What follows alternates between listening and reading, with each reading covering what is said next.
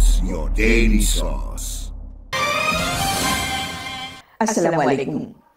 Britain এবং এর বাইরে বসে টিভি পর্দায় যারা এই খবর দেখছেন অথবা এই মুহূর্তে যারা অনলাইনে আমাদের সঙ্গে যোগ দিয়েছেন, আপনাদের সবাইকে স্বাগত জানাচ্ছি চ্যানেলের সংবাদে। সঙ্গে রয়েছি আমি জাকির রেজওয়ানা আনোয়ার। প্রিয় দর্শক, আপনারা সবাই দেখছেন লেবাননে ইসরায়েলি হামলা যেন কিছুতেই বন্ধ হচ্ছে না। তাই সঙ্গত কারণে আজ প্রথমে নজর দেব সেই বিষয়টির দিকে। ইসরায়েলের অব্যাহত হামলার মুখে লেবানন ছেড়ে সিরিয়ায় আশ্রয় নিয়েছে 2 লাখের বেশি মানুষ। জাতিসংঘের শরণার্থী বিষয়ক হাই কমিশনার ফিলিপো গ্র্যান্ডি বলেছেন, এইসব মানুষের মধ্যে লেবাননের নাগরিকদের পাশাপাশি দেশটিতে বসবাসরত সিরিয়ার নাগরিকরা রয়েছে। তবে লেবানন সরকারের দেওয়া তথ্য অনুযায়ী এই সংখ্যা কমপক্ষে 3 লাখ। লেবাননের দক্ষিণাঞ্চলে ইসরায়েল স্থল অভিযান অব্যাহত রেখেছে। তারা লেবাননের সশস্ত্র গোষ্ঠী হিজবুল্লাহর বিভিন্ন অবকাঠামো লক্ষ্য করে এই অভিযান পরিচালনা করছে। এছাড়া সীমান্ত এলাকায় হিজবুল্লাহর একটি টানেল গুড়িয়ে দিয়েছে বলে দাবি করেছে ইসরায়েল। সম্প্রতি স্থল ও আকাশপথে ইসরায়েলি বাহিনীর যৌথ অভিযানে হিজবুল্লাহর বেশ কয়েকজন সদস্য নিহত হয়েছে। এদিকে হিজবুল্লাহ বলছে তারা ইসরায়েলের উত্তরাঞ্চলের হাইফা শহরের কাছে রামাত ডেভিড বিমান ঘাঁটিতে রকেট হামলা চালিয়েছে। এছাড়া লেবানন ইসরায়েল সীমান্তে একটি ইসরায়েলি ট্যাঙ্কে ক্ষেপণাস্ত্র হামলা করেছে তারা। এদিকে লেবানন জুড়ে ইসরায়েলের অব্যাহত হামলার কারণে বিভিন্ন দেশ তাদের নাগরিকদের লেবানন থেকে সরিয়ে নিচ্ছে। রাজধানী বৈরুতের বিভিন্ন অংশে ইসরায়েলের বিমান হামলার মধ্যেই বিদেশি নাগরিকদের বহনকারী উড়োজাহাজগুলো ছেড়ে যাচ্ছে। শনিবার পর্যন্ত 3টি ভাড়া করা উড়োজাহাজে করে নাগরিকদের নিয়ে আসা হয়েছে ব্রিটেনে। রোববারে আরও একটি উড়োজাহাজ ছেড়ে আসার কথা রয়েছে। The situation is a disaster and we're living through it. What should we do? We cannot go anywhere. We cannot travel.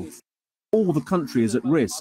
We have to be here, sure that the army will do what needed to be done and to bring this safety to our citizens here in the north. এদিকে ফিলিস্তিনের গাজা ও লেবাননে ইসরায়েলের হামলা বন্ধের দাবিতে বিভিন্ন দেশে বিক্ষোভ চলছে। এ দাবিতে শনিবার London, New York, Paris, Rome সহ বিভিন্ন শহরে বিক্ষোভে নেমেছে হাজারো মানুষ। গত বছরের 7 অক্টোবর ইসরায়েলি নির্বিচারে বোমা হামলা শুরু করে ইসরায়েল।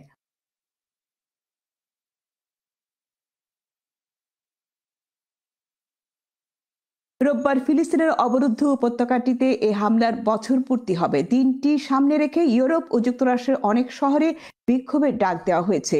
বিক্ষোভ থেকে গাজায় যুদ্ধবিরতির পাশাপাশি লেবাননে ইসরায়েলের বিমান ও স্থল হামলা বন্ধের দাবি জানানো হচ্ছে। গাজা যুদ্ধের বর্ষপূর্তি উপলক্ষে আগামী সোমবার পর্যন্ত বড় বড় শহরগুলোতে বিক্ষোভ হবে। লন্ডনের রাসেল স্কয়ারে বিক্ষোভে নামেন কয়েক হাজার মানুষ। এ সময় সেখানে ছিল পুলিশের ব্যাপক উপস্থিতি। লন্ডন পুলিশ জানিয়েছে, আইন শৃঙ্খলা পরিস্থিতির ব্যাঘাত ঘটানোয় 15 জন বিক্ষোভকারীকে আটক করা হয়েছে। এদিকে নিষেধাজ্ঞা উপেক্ষা করে শনিবার ফ্রান্সের রাজধানী প্যারিসে বিক্ষোভ করেছে কয়েক হাজার মানুষ। এছাড়া ফিলিস্তিন ও লেবাননের মানুষের প্রতি সংহতি জানিয়ে শনিবার বিক্ষোভ হয়েছে স্পেন, ডেনমার্ক, সুইজারল্যান্ড, দক্ষিণ আফ্রিকা, ভারত ও ফিলিপিন্স সহ আরো কয়েকটি দেশে। এবারে ব্রিটেন প্রসঙ্গ। ইংলিশ চ্যানেল পাড়ি দিতে গিয়ে এবার প্রাণ হারিয়েছে 2 বছর বয়সী এক শিশু সহ 4 জন। ইংলিশ চ্যানেলে অভিবাসন প্রত্যাশীদের বহন করা 2টো নৌকোর ইঞ্জিন বিকল হয়ে যাওয়ায় এই দুর্ঘটনা ঘটেছে। ফ্রান্স কর্তৃপক্ষ জানিয়েছে, নিহতদের অচেতন ও পদদলিত অবস্থায় উদ্ধার করে তারা। ফ্রান্সের স্বরাষ্ট্রমন্ত্রী এই মৃত্যুকে ভয়াবহ ট্র্যাজেডি বলে মন্তব্য করে বলছেন, আদম পাচারকারীদের হাতে নিহতদের রক্ত লেগে রয়েছে। উদ্ধারকারীরা জানিয়েছে, একটি নৌকো করে তারা এক শিশু সহ 15 জনকে উদ্ধার করেছে। তাদের মধ্যে একজনকে অগ্নিদগ্ধ অবস্থায় হাসপাতালে নেওয়া হয় চিকিৎসার জন্য। পাটকেরি অঞ্চলের কর্মকর্তা জেকস বিলান্ড বলছেন, একটি নৌকার অবস্থান ছিল উত্তর ফ্রান্সের বোলানি সোমের সীমান্তে। ওই নৌকোতে ছিল প্রায় 90 জন অভিবাসন প্রত্যাশী। ইঞ্জিন বিকল হয়ে পড়লে নৌকাটি উদ্ধারকারী দলকে খবর দেয়। এরপর উদ্ধার কর্মীরা সে নৌকা থেকে 15 জনকে উদ্ধার করে।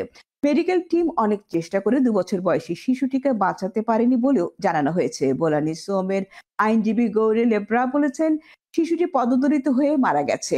নৌকা দুটি ডোভার বন্দরের দিকে আসছিল বলে জানিয়েছে ফ্রান্স বর্ডার ফোর্স।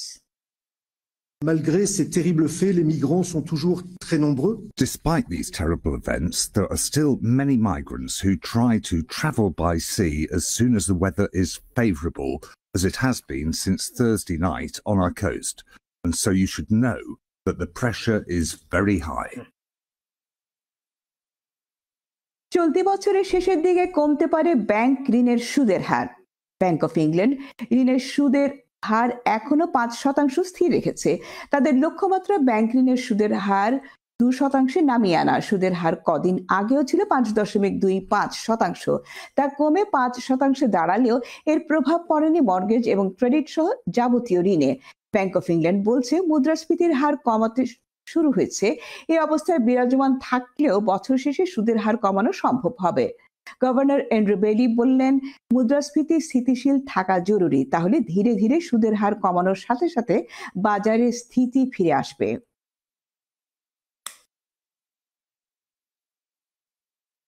এবারে চলুন বাংলাদেশে। নির্বাচনী অন্তর্বর্তী সরকারের একমাত্র অগ্রাধিকার, প্রধান উপদেষ্টার সাথে সংলাপে দাবি করেছে বিএনপি। নির্বাচনের জন্য নির্বাচন কমিশনের দ্রুত সংস্কার চায় দলটি। অন্যদিকে সংস্কারকে বেশি গুরুত্ব দিচ্ছে জামাতে ইসলামী। বিস্তারিত দেখে নিন রিপোর্ট থেকে। শনিবার রাজনৈতিক দলগুলোর সাথে দ্বিতীয় দফা সংলাপ শুরু করেছে অন্তর্বর্তীকালীন সরকার। সংলাপে অংশ নিতে দুপুরে রাষ্ট্রীয় অতিথি ভবন যমুনায় আসেন মির্জা ফখরুলের নেতৃত্বে 6 সদস্যের বিএনপির প্রতিনিধি দল। প্রধান উপদেষ্টার সাথে আলোচনায় নির্বাচনের জন্য রোডম্যাপ ঘোষণার দাবি জানায় বিএনপি। এছাড়া প্রশাসন বিচার বিভাগ থেকে বিগত সরকারের দোসরদের দ্রুত সরানোর দাবিও জানায় বিএনপি। বিচারপতি খায়রুল হক, যিনি আমরা মনে করি যে নির্বাচন ব্যবস্থাকে ধ্বংস করার জন্য মূল হোতা, তত্ত্বাবধায়ক সরকার আইন বাতিল করার মূল নায়ক ছিলেন, তার বিরুদ্ধে আমরা আইনগত ব্যবস্থা নেওয়ার কথা বলছি রাষ্ট্রদ্রোহিত অপরাধে। এখন পর্যন্ত গত সরকারের আমলে, অর্থাৎ ফ্যাসিস্ট সরকারের আমলে যারা তাদের দোসর হয়ে কাজ করেছে, তাদেরকে সহায়তা করেছে এই লুটপাট, অনাচার, অত্যাচার, মানুষের উপরে নির্যাতন, গুম খুনের ব্যাপারে, গণহত্যার ব্যাপারে, তাদের অনেকেই, বেশিরভাগই এখনো পর্যন্ত বহাল তবিয়তে 600 জায়গায় বহাল আছে। এদেরকে অবিলম্বে তাদেরকে সরিয়ে নিরপেক্ষ ব্যক্তিদেরকে এখানে আনার কথা আমরা বলেছি। জেলা প্রশাসকের ব্যাপারে আপনারা লিখেছেন, পত্র পত্রিকাগুলিতে লেখালেখি হয়েছে। এই 59 জন জেলা প্রশাসকের মধ্যে কি করে সেটা নিয়োগ করা হলো সেটা সম্পর্কে আমরা জানতে চেয়েছি। একই সঙ্গে যাদের বিরুদ্ধে অভিযোগ উঠেছে তাদেরকে নিয়োগ বাতিল করে দেওয়ার জন্য আমরা বলেছি।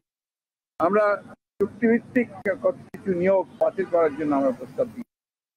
আমরা বিশেষ করে অন্তর্বর্তী সরকারের মধ্যেও 2-1 জন আছেন যারা অন্তর্বর্তী সরকার এবং আপনার যে গণঅভ্যুত্থানের বিপ্লবের যে মূল স্পিরিট সেটাকে ব্যাহত করছে, তাদেরকে স্মরণের কথা বলেছি।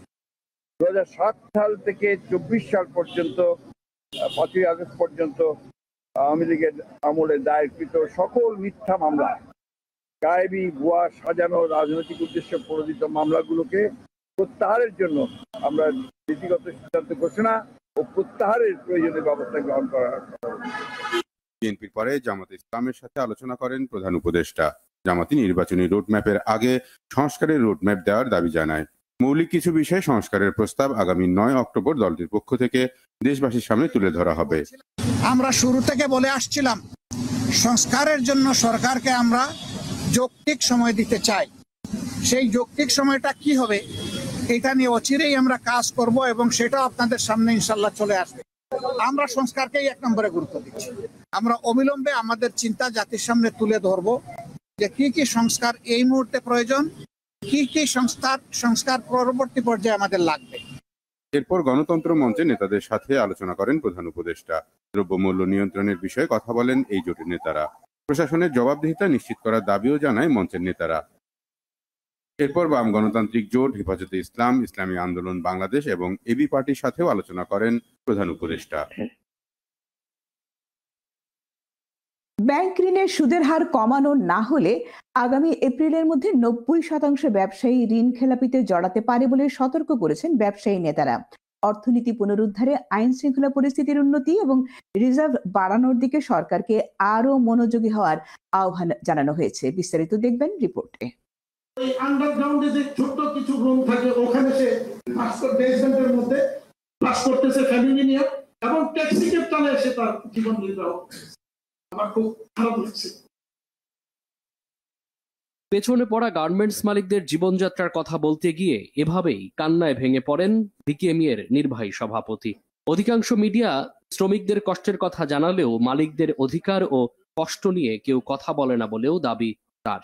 সেপ্টেম্বর থেকে শুরু হয়েছে 3টা কিস্তি পরিশোধে ব্যর্থ হইলে ঋণ খেলাপি হবে, এবং এটা আগামী মাস থেকে 1টা কিস্তি পরিশোধে ব্যর্থ হইলে ঋণ খেলাপি হবে। তো আগামী মাসের থেকে আমি আশা করি যে বর্তমান যে অবস্থা, আমাদের অর্থনৈতিক সংকট এবং ব্যবসা বাণিজ্যের যে পরিস্থিতি, তাতে নিঃসন্দেহে আমি বলতে পারি অন্তত 90% ব্যবসায়ী তারা ঋণ নিচে ব্যাংক থেকে ঋণ খেলাপিতে পরিণত হবে, এর মধ্যে কোনো সন্দেহ নেই। ঢাকা চেম্বার আয়োজিত সমসাময়িক অর্থনৈতিক সংকট ও সমাধান নিয়ে সেমিনারে বক্তারা কথা বলেন আইন শৃঙ্খলা পরিস্থিতির অবনতি নিয়েও। ওই আইএমএফ এর ওই 4 বিলিয়ন 4 বছরে ওই স্টাইলে আসলে হবে না, ওটার অন্য ভ্যালু এডিশন আছে, ওটা রিফর্ম গুলো আসতেছে। কিন্তু আমার যে ডলার রিজার্ভ বুস্ট করে সরকারকে, সেন্ট্রাল ব্যাংককে একটা শক্তিশালী পজিশনে নিয়ে যাওয়া, তাতে তারা ইম্পোর্ট ওপেন করে দিতে পারে, সাপ্লাই চেইন রিল্যাক্স করতে পারে। ব্যাংকিং ব্যবস্থার যে টানাপোড়েনটা চলছে, এটার নেট এফেক্ট হচ্ছে আমাদের ইকোনমিক আউটপুট, আমাদের অর্থনীতি আসলে ছোট হয়ে আসছে এটার কারণে। এবং এটা যদি ক্রমাগতভাবে চলতে থাকে সেক্ষেত্রে কিন্তু আপনি দেখবেন যে কন্টিনিউয়াসলি আপনার কর্মসংস্থান কমবে। এ সময় উচ্চ ব্যাংক ঋণের সুদহার উদ্যোক্তাদের কপালে চিন্তার ভাঁজ ফেলছে উল্লেখ করে বক্তারা বলেন, শুধু বিদেশি বিনিয়োগকারী নয়, দেশি ব্যবসায়ীদের আস্থা ফেরাতে কাজ করতে হবে অন্তর্বর্তী সরকারকে। আমরা ব্যবসায়ী সম্প্রদায় ভীষণ ইনসিকিউর ফিল করি। আমরা মনে করছি যে আমরা ব্যবসা করলে কি হবে, কালকে কি হবে, পরশু, প্রত্যেকদিন খালি ভয় থাকতে হয় যে টেলিফোনে কি খবরটা।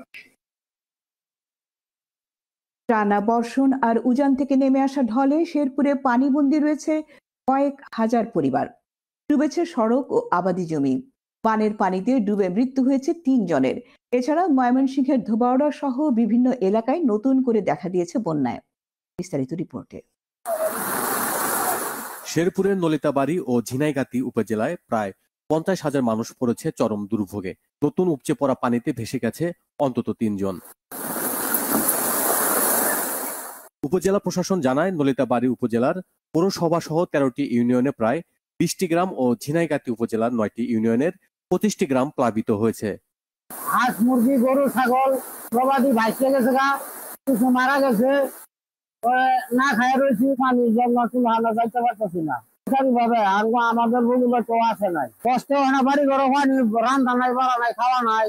পানি উন্নয়ন বোর্ড জানায়, ভোগাই চেল্লাখালী নদীর পানি বিপদসীমার উপর দিয়ে প্রবাহিত হলেও কিছুটা কমেছে ঝিনাইগাতি উপজেলার মহারশী সোমেশ্বরী নদীর পানি। এদিকে ময়মনসিংহে বৃহস্পতিবার সন্ধ্যা থেকে মুষলধারে বৃষ্টি শুরু হলে উপজেলার দক্ষিণ মাঝপাড়া, গামারিতলা, ঘোষাগাঁও, পোড়াকান্দুলিয়া ইউনিয়নের অন্তত 20টি গ্রাম প্লাবিত হয়।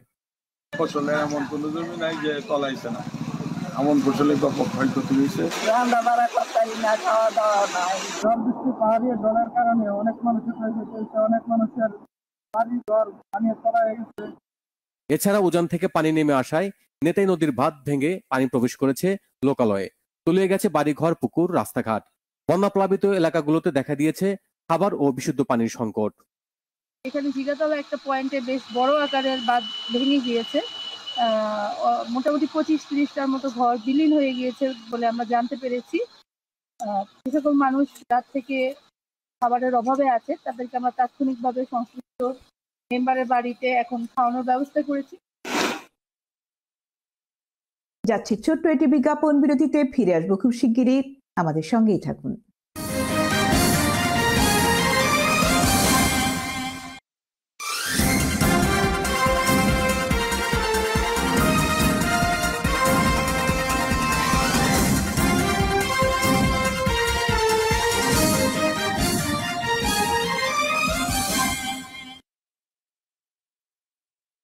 এক্ষুনি যারা আমাদের সঙ্গে যোগ দিয়েছেন তাদের স্বাগত জানাচ্ছি।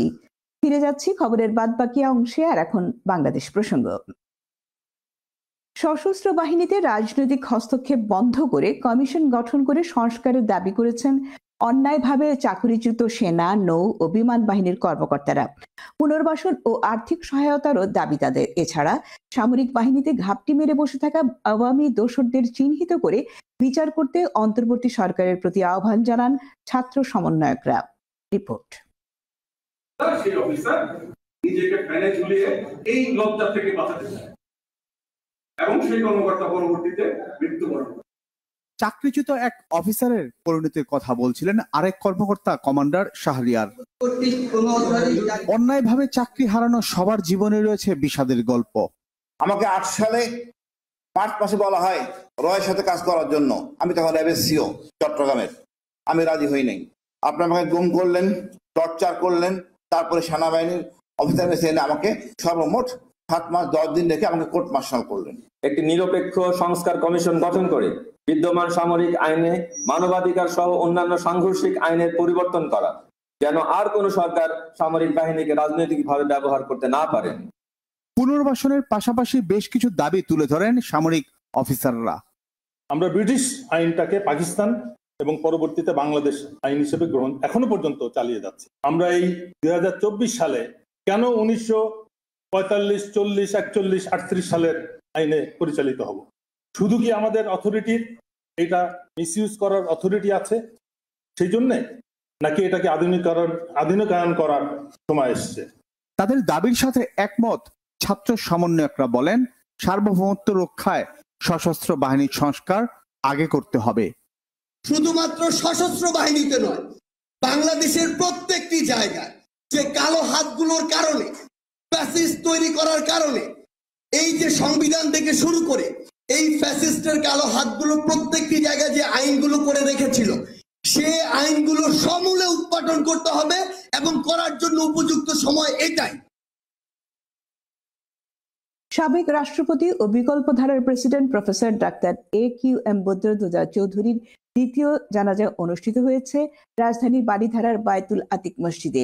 অংশ নিয়েছেন বিএনপির মহাসচিব মির্জা ফখরুল ইসলাম আলমগীর, কৃষক শ্রমিক জনতা লীগের সভাপতি কাদের সিদ্দিকী সহ বিভিন্ন দলের নেতাকর্মীরা। তারা বলেন, মতে ভিন্নতা থাকলেও সারা জীবন সাম্যের বাংলাদেশ দেখতে চেয়েছিলেন বি চৌধুরী। রিপোর্ট। বাংলাদেশের সাবেক রাষ্ট্রপতি AQM বদরুদ্দোজা চৌধুরীকে শেষবারের মতো দেখতে বারিধারার বাসভবনে স্বজন ও সহকর্মীদের ভিড়। প্রিয় মানুষটিকে চিরবিদায় জানাতে অনেকেই অশ্রুসিক্ত। দেশের খ্যাতিমান এই চিকিৎসক দেশ গঠনে যোগ দিয়েছিলেন রাজনীতিতে। তার বর্ণাঢ্য জীবনের কথা উঠে আসে স্বজন ও সহযোদ্ধাদের কণ্ঠে। প্রেসিডেন্টের যে অফিস থেকে আসলেন, ছেড়ে দিলেন, বি চৌধুরী সাহেব বলেই ছাড়ছেন, অন্য কেউ হলে তো এভাবে ছাড়তো না। উনি চাইলেই কিন্তু রাষ্ট্রপতি থাকতে পারতেন, উনি ছেড়ে দিচ্ছেন। আদর্শিক মানুষ এবং উনি সারা জীবন আদর্শ নিয়েই ছিলেন। যাই হোক, ওনার বিয়োগ আমার দেশের জন্য একটা বিরাট বিয়োগ আমি মনে করব। আমরা চাই আমাদের দেশে এরকম হাজার বি চৌধুরী, ডাক্তার বি চৌধুরীর জন্ম নেই। ওনার নিজের তৈরি মেডিকেল কলেজ, ওনার ছাত্ররাই কিন্তু ওনার চিকিৎসা করেছে লাস্ট 3টা দিন। এবং উনি এত স্ট্রিক্ট ছিলেন যে না, আমাকে কোনো অ্যাগ্রেসিভ ট্রিটমেন্ট দেওয়া যাবে না, কোনো প্রোটোকল মানা যাবে না। You have to treat me, I am 94 years old, এটা মাথায় রেখে ট্রিট করবা। আমি তোমার বাবা হইলে কি করতে, এটা মাথায় রাখবা। এমপ্যাথি, সহমর্মিতা। এবং সেই জন্য উনি বলছে আমাকে CPR দেওয়া যাবে না, আমাকে লাইফ সাপোর্ট দেওয়া যাবে না, আমাকে কোনো ICU ড্রাগ ইউজ করা যাবে না, অক্সিজেন ছাড়া কিছু দিতে পারবে না, এবং আমার পেইন রিলিফ করে রাখার চেষ্টা করবে। বারিধারার বায়তুল আতিক জামে মসজিদে বাদ জোহর বি চৌধুরীর দ্বিতীয় জানাজায় শরীক হন বিএনপি মহাসচিব মির্জা ফখরুল ইসলাম আলমগীর সহ বিভিন্ন রাজনৈতিক দলের নেতাকর্মীরা। কৃষক শ্রমিক জনতা লীগের সভাপতি বঙ্গবীর কাদের সিদ্দিকীর কাছে বি চৌধুরী ছিলেন সহনশীলতার রাজনীতির বাতিঘর। আজকে প্রয়াত বদরুদ্দোজা চৌধুরী সর্বশ্রেষ্ঠ মানুষ। তিনি চিকিৎসক হিসাবে বাংলাদেশের শ্রেষ্ঠ মানুষ। তিনি একসময় রাজনীতিতে এসেছিলেন, সেখানে তিনি শ্রেষ্ঠ মানুষ। সত্যিকার অর্থেই একজন মস্ত বড় মানুষকে আমরা হারালাম। আমরা আজকে সহনশীলতা হারিয়ে ফেলেছি। বড়কে বড়, ভালোকে ভালো বলতে পারি না। আমরা দলীয় চিহ্ন নিয়ে নাচানাচি করি। একজন সর্বশ্রেষ্ঠ মানুষ আমরা হারালাম। এর আগে নিজের প্রতিষ্ঠিত উত্তরা মহিলা মেডিকেল কলেজ ও হাসপাতালে হয় বদরুদ্দোজা চৌধুরীর প্রথম জানাজা। রবিবার সাবেক রাষ্ট্রপতির মৃতদেহ নেওয়া হবে মুন্সিগঞ্জের শ্রীনগরে। সেখানে সকাল 10টায় শ্রীনগর স্টেডিয়ামে তৃতীয় জানাজা এবং বাদজোহর গ্রামের বাড়ি মজিদপুর দয়াহাটায় চতুর্থ জানাজা শেষে পারিবারিক কবরস্থানে চিরনিদ্রায় শায়িত করা হবে পি চৌধুরীকে।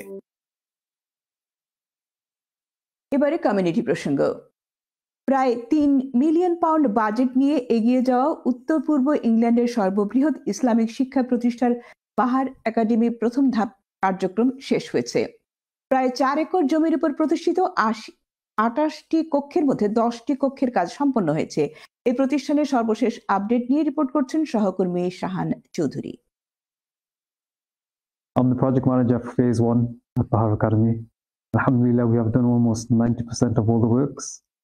Thank you for your generous donations, and we are really excited to get this all finished. 2008 সালে প্রতিষ্ঠিত বাহার একাডেমি 2010 সালে প্রায় 1.5 মিলিয়ন পাউন্ড বাজেট নিয়ে কেনা হয় নিউক্যাসলের বেনুয়েল এলাকায় বিশাল বাইকার গ্রুপ বিল্ডিং। 2011 সালে বাহার একাডেমি চ্যানেল এসের ফান্ডরাইজিংয়ে অংশগ্রহণ করে ব্যাপক সাড়া পেয়েছিল। বিভিন্ন প্রতিকূলতার পরও মাদ্রাসার কার্যক্রম থেমে থাকেনি। দীর্ঘ 14 বছর পর অবশেষে ফেজ 1 এর কাজ শেষ হয়েছে, যদিও মাদ্রাসাকে আরো অনেক দূর এগিয়ে যেতে হবে। Zukhana, Zamzam wash and toilets inside there. Now this passage now is called Hudaybiyah passage, and this is Hazrat Aisha radiyallahu ta'ala anha's room. মাদ্রাসায় বর্তমানে ইয়ার 7 থেকে ইয়ার 13 পর্যন্ত ক্লাস চালু আছে। মক্তব হিফজ ক্লাস মিলিয়ে মোট ছাত্রছাত্রীর সংখ্যা 140 জন। মাদ্রাসার কাজ পূর্ণাঙ্গ হলে 340 জন ছাত্রছাত্রী অংশগ্রহণ করতে পারবে। Currently we're standing in the Bahar Academy library. Mashallah, beautiful building, and we're very excited. আমাদের ভবিষ্যৎ প্রজন্ম বাহার একাডেমির মাধ্যমে ইলমে দ্বীন অর্জন করতে পারে, নর্থ ইস্টে বসে সেই স্বপ্ন বাস্তবায়নের দিকে যাচ্ছে। নর্থ ইস্টের ধর্মপ্রাণ মুসলমানদের দীর্ঘদিনের স্বপ্ন এই বাহার একাডেমি অচিরেই তাদের পরিপূর্ণতা লাভ করতে যাচ্ছে। Shahan Chowdhury, channel S news, Newcastle. North England Bangladeshi TV reporters association নেপট্রার কর্মকর্তারা শুক্রবার যুক্তরাজ্যের ম্যানচেস্টারে নিযুক্ত বাংলাদেশের assistant high commissioner Kazi Ziaul হাসানের সাথে সৌজন্য সাক্ষাৎ ও মত বিনিময় করেছেন। নেপট্রার সভাপতি MG কিবরিয়ার নেতৃত্বে প্রতিনিধি দলে ছিলেন সহসভাপতি তৈয়বুর রহমান শ্যামল এবং অ্যাসিস্ট্যান্ট সেক্রেটারি মোহাম্মদ নুরুল আমিন।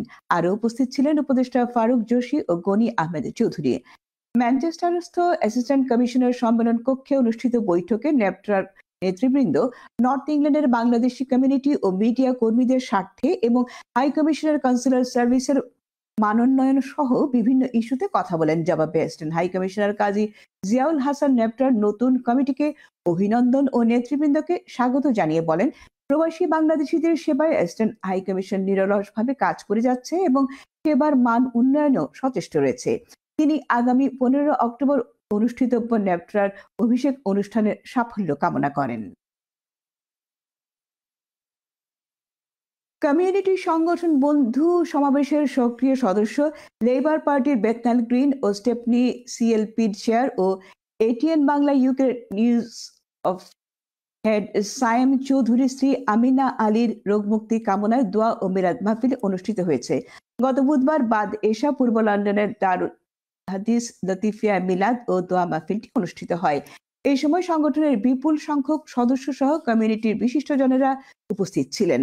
মাহফিলের শুরুতে আমিনা আলীর রোগ মুক্তির দোয়া চেয়ে সংক্ষিপ্ত বক্তব্য রাখেন বন্ধু সমাবেশের সভাপতি তরাজ উদ্দিন।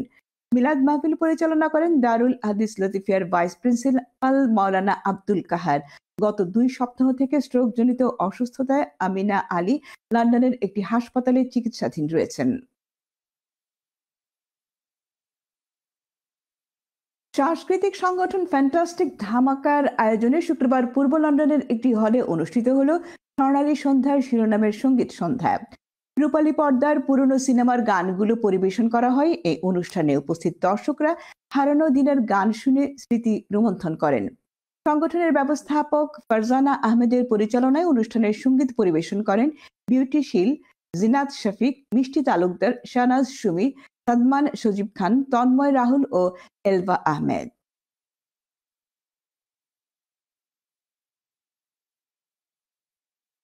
বাংলাদেশ খেলাফত মজলিস কুয়েত শাখার উদ্যোগে সিরাতুন নবী ও দোয়া মাহফিল অনুষ্ঠিত হয়েছে। কুয়েত থেকে আলাল আহমেদ জানান, শুক্রবার বাদ মাগরিব দোয়া মাহফিল অনুষ্ঠিত হয়। সংগঠনের সভাপতি মাওলানা শায়েখ ফখরুল ইসলামের সভাপতিত্বে ও সাধারণ সম্পাদক আকরাম হুসাইনের পরিচালনায় এতে প্রধান অতিথি ছিলেন সংগঠনের উপদেষ্টা শায়েখ মাওলানা মোহাম্মদ হাসান বিন আমির।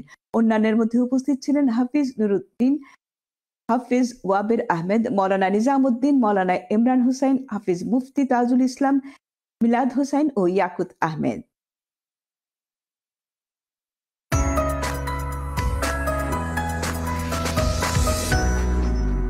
খেলার খবর, ফুটবল। টান টান উত্তেজনার মধ্য দিয়ে শনিবার লন্ডনের সেলহার্টস পার্কে অনুষ্ঠিত প্রিমিয়ার লিগের প্রথম ম্যাচটি শেষ হয়। এতে ডিয়েগো জোটা লিভারপুলের পক্ষে একমাত্র গোলটি করে ক্রিস্টাল প্যালেসকে হারিয়ে লিগ টেবিলের প্রথম স্থানটি ধরে রাখেন। ওদিকে আর্সেনাল ও সাদাম্পটনের মধ্যকার দিনের অপর খেলায় আর্চার সাদাম্পটনের পক্ষে প্রথম গোলটি করলেও এরপর শুরু হয় আর্সেনালের দেওয়া গোলের বন্যা। 58, 68 ও 88 মিনিটের মাথায় যথাক্রমে কাই হাভার্টজ, মার্টিনেলি ও সাকা আর্সেনালের পক্ষে 3টি গোল দিয়ে সহজ বিজয় নিয়ে আসে। এছাড়া ম্যান সিটি ফুলামকে 3-2 গোলে পরাজিত করে। ম্যান সিটির পক্ষে মেটেও কোভচিচ একাই 2টো গোল করেন।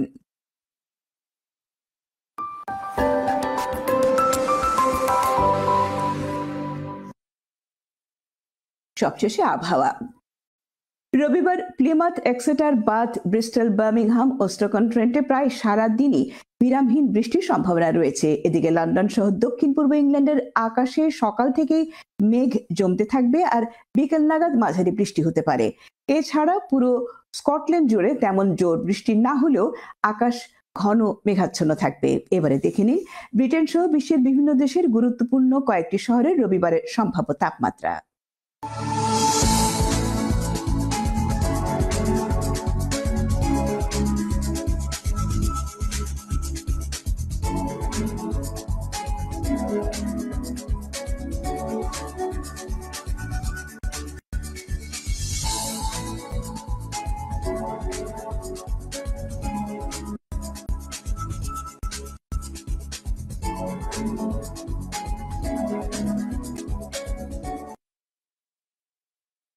এই ছিল আমাদের আজকের সংবাদ। আপনারা সবাই সুস্থ থাকুন, নিরাপদে থাকুন আর অপেক্ষায় থাকুন আমাদের পরবর্তী সংবাদের। আল্লাহ হাফেজ।